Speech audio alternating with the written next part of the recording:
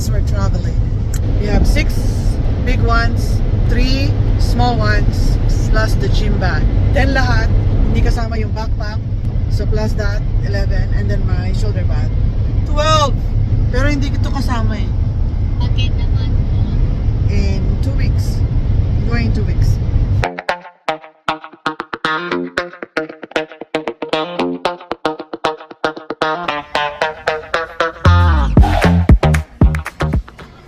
Welcome to our trip to Manila. Look what I have.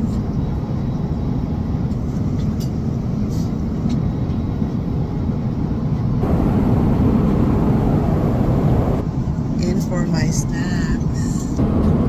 Pero scout the place. Mel, ang dami mong pagkain. Pinigay ko sa kanya lahat ng pagkain ko kasi may cream. Hindi ako pwede ng cream. Si Abby naman. Wow, ang social niya.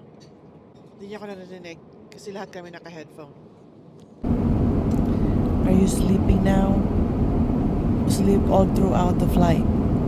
So that when we land, you're awake.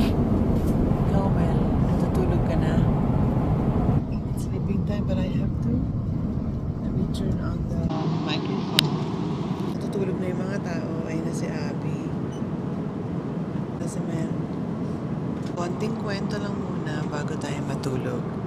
So, na-upgrade yung flight namin papunta ng Manila. Nagustuhan ni Abby. Nag-enjoy siya. Ayan. Tutulog na sila. Anyways, gusto nyo ng tour dito sa upuan ko? Tutour ko kayo ha. Let me tour you. Okay. So, dito sa maliit na compartment, merong chinelas. Chinelas pwede nyong gamitin papunta ng banyo. Kung ayaw nyong gamitin yung sapatos nyo. Headphone right here. And, tapos merong bag dito. I don't know kung anong laman. Pero sige, buksan natin. Okay, so may lotion. And this one is... I can't read. Labo na ng mata ko eh. Daming laman. Of course, the socks. And of course, the toothbrush. Gusto natin yung isa. Try natin. Let's try it.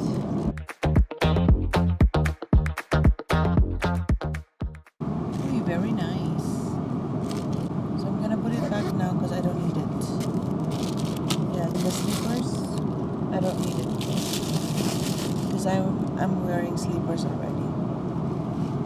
It is approximately 2:30 in the morning Toronto time. Tapos 2:30 p.m. Philippine time. Dami namin kinain. Hindi ko na nakunan kasi hindi pa ako nakaset up. But yung next na kain, I'll make sure to take some footage. I think matutulog na ako. Good night. See you later. Alright, bye. Good morning. It's morning. This is our last meal for this flight. Good morning. Si Mel is being served. Masyado siyang maarte. Kung ano-anong hinihingi niya. Tapos wala sa menu. Okay, so for now, we're eating fruit. Okay, so pero it's Nagpupula ako ng bagong coffee. oh yes, thank you. Ito yung mga bag of goodies na sinabi ko kanina. Inaulit ko lang kasi maliwanag ngayon. And malapit na kami mag-land. So, yeah. So right now, we're on the last meal of the flight. And we have our food to start with. Yes. Are you okay?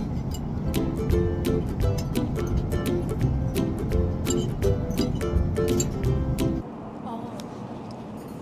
Hi. This is tea. What? This is tea. Try it and see. It's hot. Of course.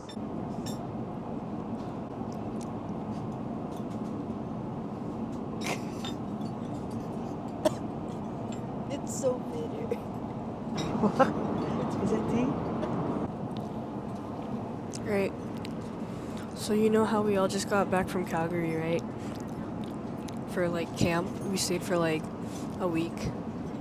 And then we all everyone who went on the trip that was from Ontario came back home. And then we all got sick. So you can't tell me it's not the Calgary air, because it is. It's drier than the air in this airplane right now. I'm telling you. Calgary air, bro. There's a scientific explanation for that. And I'm gonna explain it.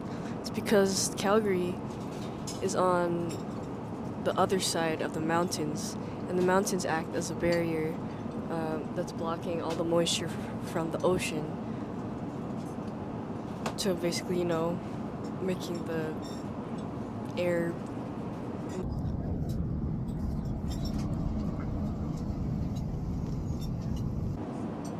It's very dry. Also, they don't really have that many like big bodies of water. Like Ontario has like Ontario right next to it, and then Vancouver has literally the entire ocean next to it. But Calgary's like sort of just mostly land. So yeah, that's my